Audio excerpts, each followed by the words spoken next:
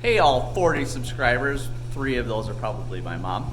I know you've been waiting to see what's going on with my Cobra. You haven't. But I'm going to update you anyways, whether you give a rat's behind or not.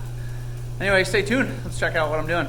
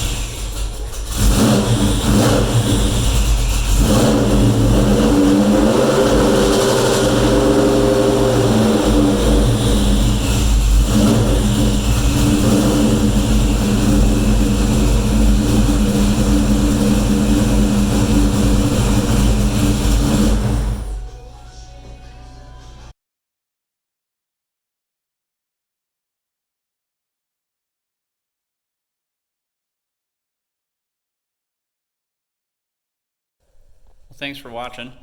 If you have any questions, feel free to put it in the comments. I know that was a quick, or actually quite long, time-lapse video.